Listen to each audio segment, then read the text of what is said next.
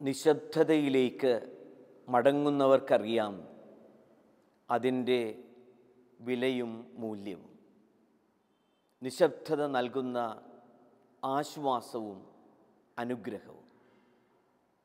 പലരും ഈ ജീവിതത്തിൻ്റെ തിരക്കുകളുടെ ഇടയിൽ പലവിധത്തിലുള്ള വ്യഗ്രതകൾക്ക് നടുവിൽ ജീവിക്കുവാൻ പോലും മറന്നു പോകുന്നവരുണ്ട്.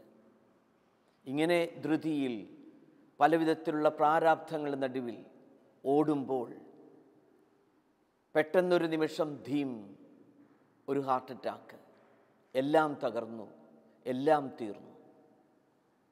ഇങ്ങനെയുള്ള അവസ്ഥയിലാണ് അല്പം വിശ്രമം, കൂടുതൽ നിശബ്ദത, അതോടൊപ്പം കൂടുതൽ പ്രാർത്ഥന മനുഷ്യ ജീവിതത്തിൽ അത്യന്താപേക്ഷിതമായിട്ടുള്ളത്.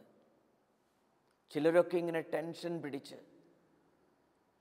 മുഖത്തെ ഭാവങ്ങൾ പോലും മനസ്സിലാക്കുവാൻ പറ്റാത്ത വിധത്തിൽ അസ്വസ്ഥത നിറഞ്ഞ ജീവിതം നയിക്കുന്ന വ്യക്തികളുണ്ട്.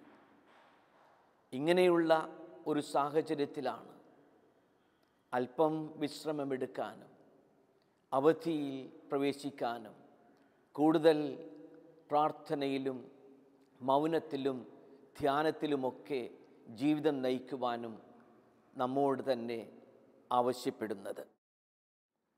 ഇടയ്ക്കിടയ്ക്ക് ഇങ്ങനെ വർക്ക്ഷോപ്പിൽ വണ്ടി കയറ്റുന്നത് പോലെ മോശമായ സ്പെയർ പാർട്ടുകൾ മാറ്റി പുതിയവ പിടിപ്പിക്കുന്നത് പോലെ, അതോടൊപ്പം അല്പം ഗ്രീസും എണ്ണയും ഒഴിക്കുന്നത് പോലെയൊക്കെ നമ്മുടെയും ജീവിതത്തിൽ മാറ്റങ്ങൾ അത്യന്താപേക്ഷിതമാണ്. കേടുപാടുകൾ പോക്കി ജീവിതം കൂടുതൽ മെച്ചപ്പെട്ട വിധത്തിൽ മാറ്റിയെടുക്കണം. പ്രത്യേകിച്ച് വർഷത്തിൻ്റെ അന്ത്യത്തിൽ ഒരു M&E, ഒരു മോണിറ്ററിംഗ് ആൻഡ് ഇവാലുവേഷൻ, ഒരു വിലയിരുത്തൽ തീർച്ചയായും നമ്മുടെ ജീവിതത്തിന് ഏറെ നല്ലതാണ്, വിലപ്പെട്ടതാണ്. അങ്ങനെ വിലയിരുത്തി മുന്നോട്ട് പോകുമ്പോഴാണ് ജീവിതത്തിന് കൂടുതൽ വിലയുറ്റതായി തീരുക. വർഷത്തിൻ്റെ ആരംഭത്തിൽ ഒരു പ്ലാനിങ്, ബഡ്ജറ്റിംഗ് നടത്തുന്നത് പോലെ നമ്മുടെയും ജീവിതത്തിന് കൂടുതൽ മെച്ചപ്പെട്ട ക്രമീകരണം ആവശ്യമാണ്. ഇങ്ങനെ നീണ്ട ഈ ജീവിതയാത്രയിൽ ഇടയ്ക്കിടയ്ക്ക് ഈ ഭാണ്ഡം ഒന്നെടുത്ത് ആ അത്താണിയിൽ വെച്ച് ആ തണ്ണീർ പന്തലിൽ നിന്നും കുളിർ തണ്ണീർ കുടിച്ച് അല്പനേരം മരത്തിൻ്റെ ശീതളച്ചായയിൽ വിശ്രമിച്ച് വിശ്രമത്തിന് ശേഷം ആ കൊച്ചരുവിയിൽ പോയി ഒന്ന് കുളിച്ച് വീണ്ടും ഊർജവും ഉന്മേഷവും സ്വന്തമാക്കണം നാം. എങ്കിൽ മാത്രമാണ് ഇങ്ങനെ കട്ടിയുള്ള പരപ്പുകൾക്ക് ഇടയിലൂടെയുള്ള പാതയിൽ നടക്കാനാകുക, മണലാരണ്യങ്ങൾ മുറിച്ച് നടക്കാനാകുക. നിശബ്ദത, വിശ്രമം, ധ്യാനം, പ്രാർത്ഥന, മൗനം, ഇതെല്ലാം നമ്മുടെ ജീവിതത്തിൽ കൂടുതൽ അത്യന്താപേക്ഷിതമാണ്. യേശു തൻ്റെ ജീവിതത്തിൽ ഇപ്രകാരം വിശ്രമത്തെ, ധ്യാനത്തെ, മൗനത്തെ സ്നേഹിച്ചിരുന്നതായി നമുക്ക് കാണാം. മാർക്കോസ് സുവിശേഷകൻ വെറും 16 അധ്യായങ്ങളിലാണ് യേശുവിൻ്റെ ജീവിതം ഇങ്ങനെ തിടുക്കത്തിൽ എഴുതിപ്പോകുന്നത്. യഥാർത്ഥത്തിൽ മാർക്കോസിൻ്റെ സുവിശേഷത്തിൽ യേശുവിൻ്റെ ജനനത്തിൻ്റെ വിവരണമൊന്നും നാം കാണുന്നില്ല. എത്രയോ പ്രാവശ്യം ഈ 16 അധ്യായങ്ങളിൽ 39 പ്രാവശ്യം തന്നെ പെട്ടെന്ന്, പൊടുന്നനവേ, ഉടനെ, ഇമ്മീഡിയറ്റ്ലി, അറ്റ് വൺസ് എന്നുള്ള പദങ്ങളൊക്കെ നമുക്ക് കാണാനാകും. എങ്കിലും ഇങ്ങനെ മാർക്കോസ് സുവിശേഷകൻ ഈ 16 അധ്യായത്തിൽ യേശുവിൻ്റെ ജീവിതം സംഗ്രഹിക്കുവാൻ പാടുപെടുന്നുണ്ടെങ്കിലും ഒരു കാര്യത്തിൽ യേശുവിൻ്റെ ജീവിതത്തിൽ ഇപ്രകാരം നിശബ്ദതയിലേക്ക് മടങ്ങുമ്പോൾ, സ്വച്ഛന്തമായ അന്തരീക്ഷത്തിലേക്ക് മാറി നിൽക്കുമ്പോൾ, എല്ലാ തിരക്കുകളുടെ ഇടയിൽ നിന്നും പിൻവാങ്ങുന്നതിനെപ്പറ്റി വിവരിക്കുമ്പോഴൊക്കെ മാർക്കോസ് വിശേഷകൻ ആവശ്യത്തിന് സമയം കൊടുക്കുന്നതായും കാണാം. 1-ാം അധ്യായത്തിൽ തന്നെ നാം കാണുക, അതിൻ്റെ 12-ാം വാക്യത്തിൽ, ഉടനെ ആത്മാവ് അവനെ മരുഭൂമിയിലേക്ക് നയിച്ചു. സാത്താൻ പരീക്ഷിക്കപ്പെട്ട് 40 ദിവസം അവൻ മരുഭൂമിയിൽ വസിച്ചു. അവൻ വന്യമൃഗങ്ങളോട് കൂടെ ആയിരുന്നു. ദൈവദൂതന്മാർ അവനെ ശുശ്രൂഷിച്ചു. അങ്ങനെ ഔദ്യോഗിക ദൗത്യം തുടങ്ങുന്നതിന് മുൻപ് തന്നെ യേശു ഇങ്ങനെ മൗനത്തിൽ, നിശബ്ദതയിൽ, പ്രാർത്ഥനയിൽ ചിലവഴിച്ചതായി 1-ാം അധ്യായം 12-ാം വാക്യത്തിൽ കാണുന്നു. മാർക്കോസിൻ്റെ സുവിശേഷം വീണ്ടും 1-ാം അധ്യായത്തിൻ്റെ 35-ാം വാക്യത്തിൽ ഇതേപോലെ തന്നെ അതിരാവിലെ ഉണർന്ന് അവൻ ഒരു വിജന സ്ഥലത്തേക്ക് പോയി. അവിടെ അവൻ പ്രാർത്ഥിച്ചു കൊണ്ടിരുന്നു. അങ്ങനെ യേശു തൻ്റെ ദൗത്യം തുടരുമ്പോൾ തന്നെ പ്രാർത്ഥനയിൽ, നിശബ്ദതയിൽ സമയം ചെലവഴിക്കുന്നതായി നാം കാണാം. 1-ാം അധ്യായത്തിന് 45-ാം വാക്യത്തിലും ഇതേപോലെ തന്നെ യേശു പ്രാർത്ഥിക്കുവാനായി പോകുന്നതിൻ്റെ വിവരണം മാർക്കോസിൻ്റെ സുവിശേഷത്തിൽ നാം ശ്രദ്ധിക്കുന്നു. വീണ്ടും 2-ാം അധ്യായം 16-ാം വാക്യത്തിൽ യേശു വീണ്ടും കടൽ തീരത്തേക്ക് പോയി. അങ്ങനെ കടൽ തീരത്തിൻ്റെ പ്രശാന്തതയിൽ, അവിടുത്തെ നിശബ്ദതയിൽ, ആ ശാലീനമായ അന്തരീക്ഷത്തിൽ യേശു ചില സമയം ചിലവഴിക്കുന്നതും, അങ്ങനെ ദൈവപിതാവുമായുള്ള ആ സഹവാസത്തിൽ, ആ ദൈവപിതാവുമായുള്ള ഒത്തൊരുമിച്ചുള്ള ചിലവഴിക്കുന്ന നിമിഷങ്ങളിലൂടെ തൻ്റെ ജീവിതത്തിൽ പുതിയ ഊർജവും ഉണർവും ആർജിക്കുന്നതായി നമുക്ക് കാണാം. മാർക്കോസിൻ്റെ സുവിശേഷം 2-ാം അധ്യായം 23-ാം വാക്യത്തിൽ ഒരു സാബത്ത് ദിവസം വിളഞ്ഞുകിടന്ന ആ വയലേലികളിലൂടെ കർത്താവ് ശിഷ്യന്മാരോടൊത്ത് സഞ്ചരിക്കുന്നതിനെപ്പറ്റി വിവരിക്കുന്നു. അങ്ങനെ കടൽ തീരത്തിൻ്റെ നിശബ്ദതയിൽ, വിളഞ്ഞുകിടക്കുന്ന വയലേലുകളുടെ ആ പ്രശാന്തതയിലൊക്കെ യേശു സമയം ചിലവഴിക്കുമ്പോൾ അതിലൂടെ ആ നിശബ്ദതയിൽ നിന്നും കിട്ടുന്ന ഊർജം, ദൈവപിതാവുമായി ഉള്ള സഹവാസത്തിൽ നിന്ന് കിട്ടുന്ന ശക്തി, കരുത്ത് തൻ്റെ സ്വന്തമാകുന്നു. വളരെ പ്രത്യേകമായി ഗെത്സേമനിയിൽ മാർക്കോസിൻ്റെ സുവിശേഷം 14-ാം അധ്യായം 32-ാം വാക്യത്തിൽ നാം കാണുക, തൻ്റെ പീഡാസഹനങ്ങളിലേക്ക് നടന്നു നീങ്ങുന്നതിന് മുൻപ് യേശു തീവ്രവേദനയോടുകൂടെ അങ്ങനെ പ്രാർത്ഥിക്കുന്നു.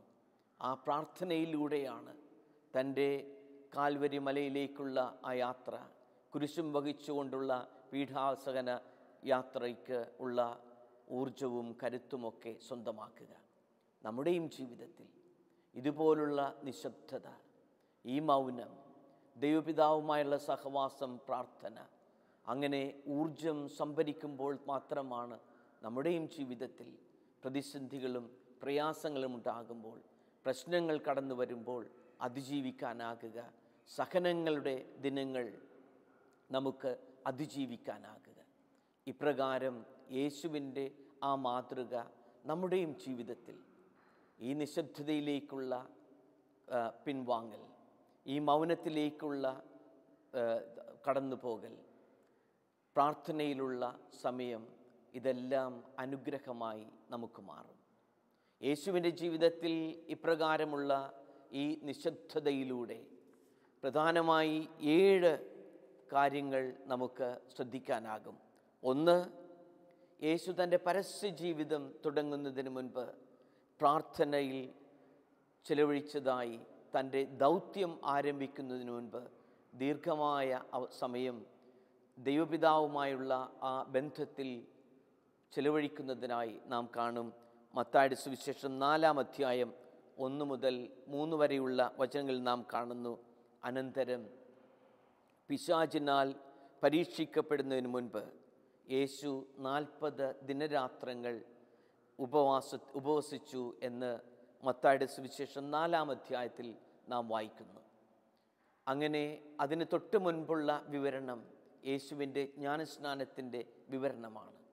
ഇവൻ എൻ്റെ പ്രിയപുത്രനാകുന്നു, ഇവനെ നിങ്ങൾ ശ്രവിക്കുക എന്നുള്ള ആ ദൈവപിതാവിൻ്റെ സ്വരം ശ്രവിക്കുമ്പോൾ അതിന് തൊട്ടടുത്ത് ഈ നിശബ്ദതയിലേക്കുള്ള കടന്നുപോകൽ, മരുഭൂമിയിൽ 40 ദിനരാത്രങ്ങൾ ഉപവസിച്ചുകൊണ്ട് യേശു ചിലവഴിക്കുകയാണ്. അവിടെ ഇങ്ങനെ ദൈവവചനം ധ്യാനിച്ചും പ്രാർത്ഥിച്ചും കരുത്ത് ആർജിക്കുന്നു, പരീക്ഷണങ്ങൾ, പ്രലോഭനങ്ങൾ അതിജീവിക്കുവാൻ. നമുക്ക് നമ്മുടെ ജീവിതത്തിലേക്ക് വരാം.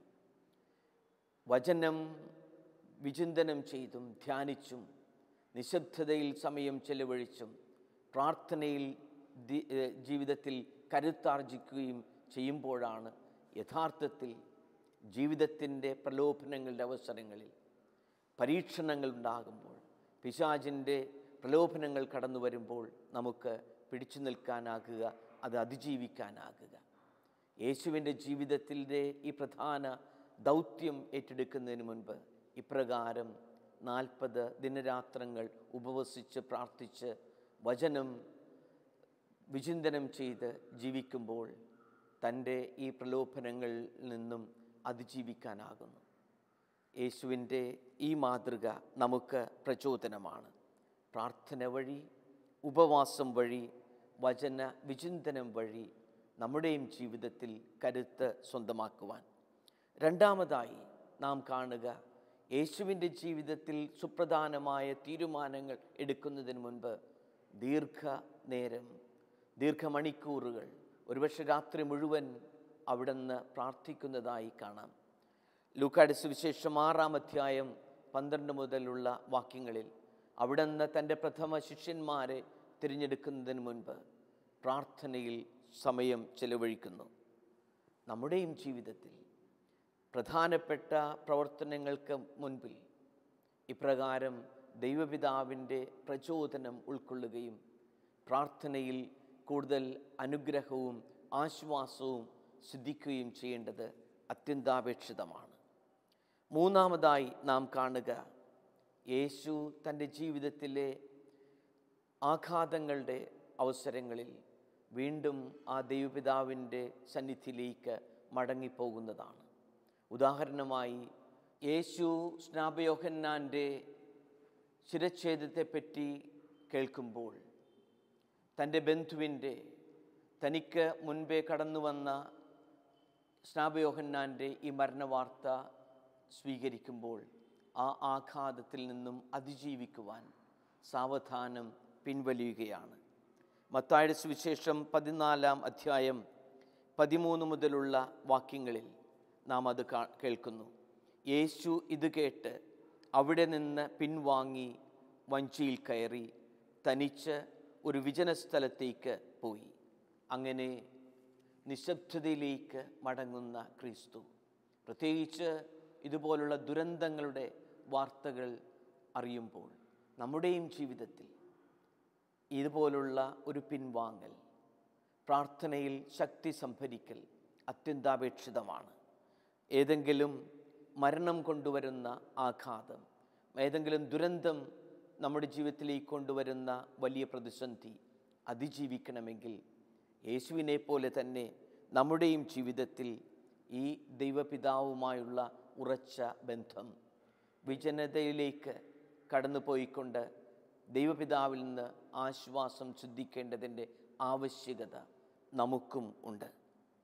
ക്രിസ്തുവിൻ്റെ ജീവിതത്തിൽ നിന്നും നമുക്ക് സ്വീകരിക്കാനാകുന്ന ഒരു വലിയ പ്രചോദനമാണത്. ജീവിതത്തിൻ്റെ ആഘാതങ്ങളുടെയും പ്രയാസങ്ങളുടെയും പ്രതിസന്ധികളുടെയും അവസരങ്ങളിൽ പ്രാർത്ഥനയിൽ ശരണം വയ്ക്കുവാനും അങ്ങനെ ദൈവപിതാവിൽ നിന്ന് ഊർജവും അനുഗ്രഹവും ആശ്വാസവും സിദ്ധിക്കുവാനും. നാലാമതായി, യേശു തനിക്കു ചുറ്റും ഇങ്ങനെ ആരാധക വൃന്ദം ഒരുമിച്ച് വരുമ്പോൾ 5 അപ്പം കൊണ്ട് 5000 പേർക്ക് തീറ്റിപ്പോറ്റിയ ആ അത്ഭുതത്തിൻ്റെ വിവരണത്തിന് ശേഷം നാം കാണുക, സാവധാനം ഈ പ്രശസ്തിയുടെ പശ്ചാത്തലത്തിൽ നിന്നും പിൻവലിയുകയാണ്. പല പ്രശസ്തർക്കുമുള്ള വലിയൊരു ബുദ്ധിമുട്ടാണത്. ഒരു പ്രശസ്തിയുടെ ഉന്നതങ്ങളിലേക്ക് ഇങ്ങനെ കയറുമ്പോൾ അവരുടെ പ്രൈവസി, സ്വകാര്യത സ്വച്ഛന്തത അവർക്ക് നഷ്ടമാകുന്നു. അവർ നിർബന്ധമായും ഈ പ്രശസ്തിയുടെ പശ്ചാത്തലത്തിൽ നിന്നും അല്പം പിൻവലിയണം. അങ്ങനെ വരുമ്പോഴാണ് അവർക്ക് വീണ്ടും പൊതുപ്രവർത്തനങ്ങളിലേക്ക് വ്യാപൃതരാകുവാൻ സാധിക്കുക. ഒരു തിരഞ്ഞെടുപ്പിൻ്റെ ഫലം ലഭിക്കുമ്പോൾ അതിൻ്റെ ആഘോഷത്തിൻ്റെ അവസാനത്തിൽ പിൻവലിയുക, അല്ലെങ്കിൽ ഒരു അവാർഡ് പെട്ടെന്ന് ലഭിച്ചു കഴിയുമ്പോഴുള്ള ആ പ്രശസ്തിയുടെ അവസരത്തിൽ ഒരുപക്ഷെ അവരുടെ സ്വകാര്യത നഷ്ടപ്പെടുമ്പോൾ, സ്വച്ഛന്തമായ ജീവിതത്തിന് വ്യതിയാനം സംഭവിക്കുമ്പോൾ ഈ നിശബ്ദത, ഈ പ്രാർത്ഥന, ഈ മൗനം ഒക്കെ അത്യന്താപേക്ഷിതമാണ്. അതുപോലെ തന്നെ യേശു തൻ്റെ അനുദിന ജീവിതത്തിൻ്റെ തിരക്കുകളുടെ നടുവിൽ, ആ വ്യഗ്രതകളുടെ നടുവിൽ സാവധാനം പിൻവാങ്ങിക്കൊണ്ട് പ്രാർത്ഥനയിൽ ചിലവഴിക്കുന്ന ഭാഗം ലൂക്കായുടെ സുവിശേഷം 5-ാം അധ്യായം 15 മുതൽ 16 വരെയുള്ള വാക്യങ്ങളിൽ കാണാം. കുഷ്ഠരോഗിയെ സുഖപ്പെടുത്തിയതിനു ശേഷം തനിക്ക് ചുറ്റും വളരെയധികം ആളുകൾ തിങ്ങിക്കൂടുന്നു. അവൻ വിജനപ്രദേശത്തേക്ക് പിൻവാങ്ങി പ്രാർത്ഥിച്ചുകൊണ്ടിരുന്നു. നമ്മുടെയും ജീവിതത്തിൽ അനുദിന ജീവിതത്തിൻ്റെ തിരക്കുകളുടെ നടുവിൽ ഇടയ്ക്കൊക്കെ നാം ഇങ്ങനെ പിൻവാങ്ങണം. ഈ പിൻവാങ്ങൽ നമ്മുടെ ജീവിതത്തിൽ അത്യന്താപേക്ഷിതമാണ്. അപ്രകാരം ഈ മൗനവും പ്രാർത്ഥനയും ഊർജ സംഭരിക്കലും ഇല്ലാതിരുന്നാലാണ് പെട്ടെന്നിങ്ങനെ പൊട്ടിത്തെറിക്കുന്നതും അകാരണമായി ദേഷ്യപ്പെടുന്നതും മറ്റും സംഭവിക്കുക. ഇങ്ങനെ വലിച്ചുകെട്ടിയ ഒരു കമ്പിയിലൂടെയുള്ള നടത്തം ആകുമ്പോൾ പെട്ടെന്ന് കൂടുതൽ ടെൻഷനും പ്രതിസന്ധികളും കടന്നു വരാൻ ഇടയുണ്ട്. കർത്താവ് ചെയ്തത് ഇങ്ങനെയുള്ള തിരക്കുകളുടെ നടുവിൽ, ജീവിതത്തിൻ്റെ വ്യഗ്രതകൾക്ക് ഒടുവിൽ സാവധാനം പിൻവാങ്ങിക്കൊണ്ട് കൂടുതൽ ജീവിതത്തിൽ ദൈവപിതാവിൽ നിന്നുമുള്ള ആ ബന്ധത്തിൽ നിന്ന് ഉണർവും ഊർജവും സംഭരിക്കുവാൻ സമയം കണ്ടെത്തുന്നു. 6-ാമതായി നാം കാണുക, ജീവിതത്തിൻ്റെ യഥാർത്ഥ മഹത്വം മനസ്സിലാക്കുക. ഇപ്രകാരം പ്രാർത്ഥനയിൽ, ഈ ദൈവപിതാവുമായുള്ള സംസർഗത്തിൽ കൂടുതൽ സമയം ചിലവഴിക്കുമ്പോഴാണ്. എളിയവരിൽ എളിയവനായി കടന്നു വന്നവനാണ് ക്രിസ്തു. കാലിത്തൊഴുത്തിൻ്റെ ആ ലാളിത്യത്തിൽ പിറന്നു വീണവൻ. പക്ഷേ അവിടുന്ന് ദൈവപുത്രനായിരുന്നു. അവിടുത്തെ ആ മഹത്വം കൂടുതൽ മനസ്സിലാക്കുക. മത്തായിയുടെ സുവിശേഷം 17-ാം അധ്യായം 1 മുതലുള്ള ആ വിവരണത്തിൽ, പ്രത്യേകിച്ച് യേശുവിൻ്റെ രൂപാന്തരീകരണത്തിൻ്റെ ആ അനുഭവത്തിലാണ്. അതിലൂടെയാണ് തൻ്റെ ജീവിതത്തിൻ്റെ മഹത്വം തൻ്റെ ശിഷ്യന്മാർക്ക്, പ്രത്യേകിച്ച് തന്നോട് കൂടെ ഉണ്ടായിരുന്ന പത്രോസ്, യാക്കോബ്, യോഹന്നാൻ എന്നീ ശിഷ്യന്മാർക്ക് വെളിപ്പെടുക. ആ രൂപാന്തരീകരണത്തിൻ്റെ അവസരത്തിലാണ് ഇങ്ങനെ സ്വർഗം തുറക്കപ്പെടുന്നതും തൻ്റെ ആ മഹത്വത്തിലേക്ക്, ഉത്ഥാനത്തിന് മുൻപ് ഈ മഹത്വം തൻ്റെ മറ്റു ശിഷ്യന്മാർക്ക് അനുഭവവേദ്യമാകുന്നത്. ഈ രൂപാന്തരീകരണത്തെപ്പറ്റി പ്രശസ്തനായ ഒരു ദൈവശാസ്ത്രജ്ഞൻ വാറൻ വിയർസെബ് പറയുന്നത് ഇപ്രകാരമാണ്: The transfiguration of Christ is one of the key events in his earthly ministry.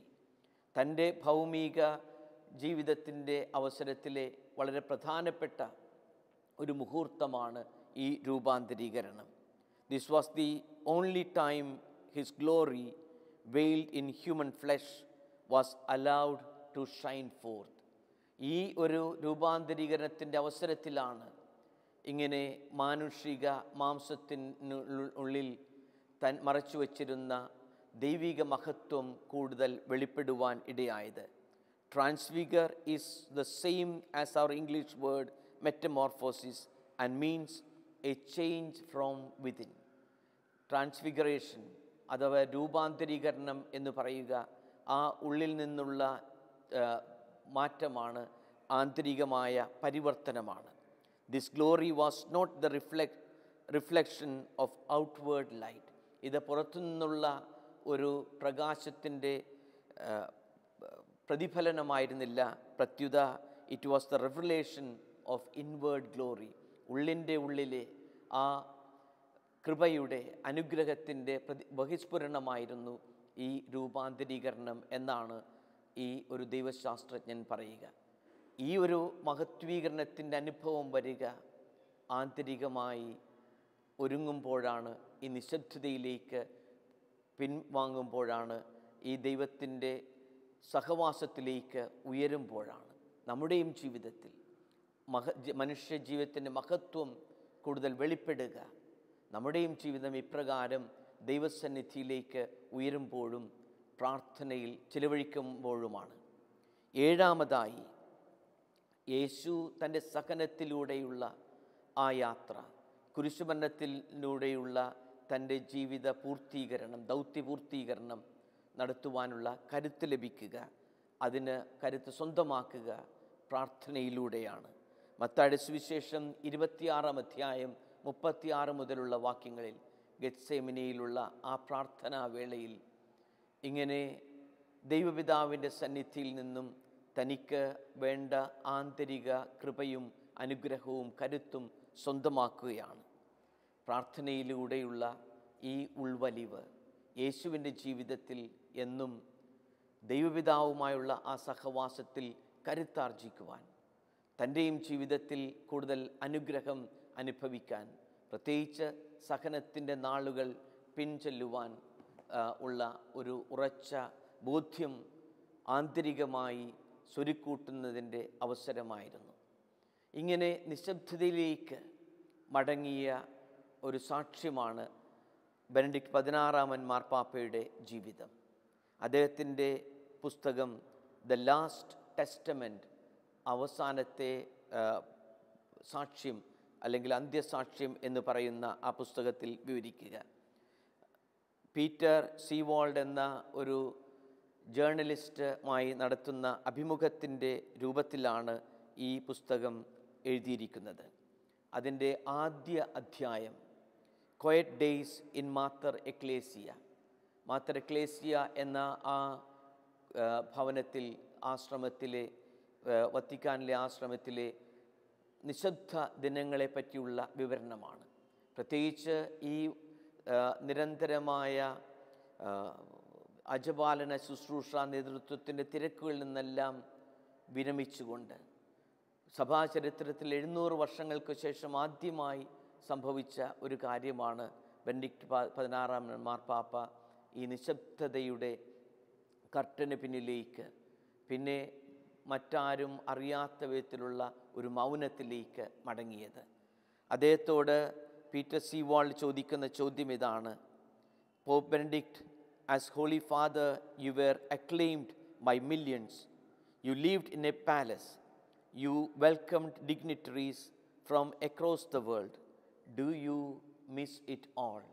അതായത് മാർപ്പാപ്പ, അങ്ങ് ഇത്രയും തിരക്കുള്ള ഒരു ജീവിതം, പ്രത്യേകിച്ച് അനേകം ബഹുമാന്യരെ, ലോക നേതാക്കളെല്ലാം സ്വീകരിച്ചുകൊണ്ട് ആ വത്തിക്കാൻ കൊട്ടാരത്തിൽ ജീവിക്കുമ്പോൾ അതിൽ നിന്നെല്ലാം പിന്മാറി ഈ ഒരു എളിയ അവസ്ഥയിലേക്ക് വരുമ്പോൾ ഉള്ള അങ്ങയുടെ ചിന്ത എന്താണെന്ന്. മറുപടി പറയുക, നോട്ട് അറ്റ് ഓൾ, അപ്രകാരം എനിക്കൊന്നുമില്ല. On the contrary, I am grateful to God for lifting this responsibility which I could no longer bear my shoulders. എൻ്റെ ഈ ചുമലിലുള്ള ഈ വലിയ ഉത്തരവാദിത്വം എന്നിൽ നിന്നെടുത്ത് മാറ്റുമ്പോൾ ഞാൻ ദൈവത്തിന് നന്ദി പറയുകയാണെന്നാണ് ബെനഡിക്ട് 16-ാം പാപ്പ പങ്കുവയ്ക്കുക. I am grateful that I am now free humbly to walk with him. ഞാൻ ദൈവവുമായി ഇങ്ങനെ സ്വതന്ത്രമായി നടക്കുവാനുള്ള അവസരമുണ്ടാകുന്നതാണ് എൻ്റെ ഏറ്റവും വലിയ ആശ്വാസം. തുടർന്ന് ചോദിക്കുന്നു, suddenly to be completely without power, virtually locked away in the walls of the Vatican, how does that feel? അധികാരമെല്ലാം ഒഴിഞ്ഞു പോയിക്കൊണ്ട് വത്തിക്കാനിലെ ഈ ഒരു കൊച്ചു മുറിയിൽ ഇങ്ങനെ ആകുമ്പോൾ എന്തു തോന്നുന്നു? മറുപടി പറയുക, ഐ നെവർ ആക്സെപ്റ്റഡ് പവർ. ഞാൻ ഒരിക്കലും ഒരു അധികാരവും ഇങ്ങനെ സ്വീകരിച്ചിട്ടില്ല. പകരം ദൈവം എന്നെ ഏൽപ്പിച്ച ദൗത്യം സ്വീകരിച്ചു, അത്രമാത്രം. തുടർന്ന് മറ്റൊരു സ്ഥലത്ത് ചോദിക്കുക, one imagines that the pope, the representative of Christ on earth, must have a particularly close intimate relationship to the Lord. അതായത് ക്രിസ്തുവിൻ്റെ വികാരി എന്ന നിലയ്ക്ക് ക്രിസ്തുവുമായുള്ള ആത്മീയ ബന്ധത്തെപ്പറ്റി എന്തു തോന്നുന്നു എന്ന് ചോദിക്കുമ്പോൾ മറുപടി പറയുക, yes, it should be that way. And I did not have the feeling that he was far away. I am always able to speak with him inwardly. എന്നും ആ ദൈവവുമായുള്ള സംസാരം അതാണ് എനിക്ക് ശക്തിയും കരുത്തുമായി മാറിയതെന്നും ബെനഡിക്ട് 16 പാപ്പ വ്യക്തമാക്കുന്നു. തുടർന്ന് ചോദിക്കുന്നു, he who believes is never alone. വിശ്വസിക്കുന്ന വ്യക്തി ഒരിക്കലും ഒറ്റക്കല്ലല്ലോ. യെസ്, ജെന്യുവിൻലി, യഥാർത്ഥമായി അപ്രകാരമാണ്. One simply knows I am not the one doing things. ഞാൻ ഒറ്റക്കല്ല ഈ പ്രവർത്തനങ്ങളെല്ലാം ചെയ്യുക. പ്രത്യുത I also could not do it alone. എനിക്ക് ഒറ്റയ്ക്ക് ചെയ്യുവാനും സാധ്യമല്ല. He is constantly there. ദൈവം എന്നോടൊപ്പം എപ്പോഴും ഉണ്ട്. അങ്ങനെ ലാസ്റ്റ് ടെസ്റ്റമെൻറ്റ് എന്ന ഈ പുസ്തകത്തിൽ ബെനഡിക്ട് 16 പാപ്പ നൽകുന്ന സാക്ഷ്യം ഇതാണ്. ആ ദൈവവുമായുള്ള സഹവാസം, ആ നിശബ്ദതയിലേക്കുള്ള മടങ്ങൽ, അതാണ് ജീവിതത്തിൽ വലിയ ആശ്വാസവും അനുഗ്രഹവുമായി മാറുക. മൗനത്തിൻ്റെ കർട്ടന് പിന്നിലും ആശ്വാസത്തിൻ്റെ, ദൈവാനുഗ്രഹത്തിൻ്റെ കൃപാവരം ആസ്വദിക്കുന്ന മനുഷ്യൻ്റെ ഒരു സാക്ഷ്യം. നമുക്കൊരു നിമിഷം പ്രാർത്ഥിക്കാം. സ്നേഹപിതാവായ ദൈവമേ, ഞങ്ങളുടെയും അനുദിന ജീവിതത്തിൻ്റെ വ്യഗ്രതകളിൽ നിന്ന് അകന്നു മാറിക്കൊണ്ട് അങ്ങയുടെ ആശ്വാസവും അനുഗ്രഹവും കൂടുതലായി അനുഭവിക്കുവാൻ, അങ്ങിൽ നിന്ന് ഊർജവും ശക്തിയും സംഭരിക്കുവാൻ ഞങ്ങൾക്ക് വരമേകണമേ. ഞങ്ങൾ ഇപ്രകാരം ഈ ജീവിത വ്യഗ്രതകൾക്ക് നടുവിൽ ഓടുമ്പോൾ അങ്ങിൽ ആശ്രയിച്ച് ആശ്വാസം കണ്ടെത്താൻ, ആ നിശബ്ദതയിൽ കടന്നു വന്നുകൊണ്ട് അനുഗ്രഹം അനുഭവിക്കുവാൻ ഇടയാക്കണമേ. പ്രിയമുള്ളവരെ, നമ്മളുടെ ജീവിതം കൂടുതൽ സൗഭാഗ്യപൂർണമാകുക ദൈവമായുള്ള സഹവാസത്തിലാണ്. മൗനത്തിലും നിശബ്ദതയിലേക്കും പിൻവാങ്ങുമ്പോഴാണ് ഈ അനുദിന ജീവിതത്തിൻ്റെ തിരക്കുകളുടെ അവസ്ഥയിൽ നിന്നും നമുക്ക് ആശ്വാസം അനുഭവിക്കാനാകുക. ദൈവത്തിലേക്ക് നമുക്ക് പിന്തിരിയാം. ജീവിതത്തെ കൂടുതൽ വിലയിരുത്താം. അങ്ങനെ കൂടുതൽ വിലയുറ്റതാക്കാം നമ്മുടെ ജീവിതം. ദൈവം നമ്മെ സമൃദ്ധമായി അനുഗ്രഹിക്കട്ടെ.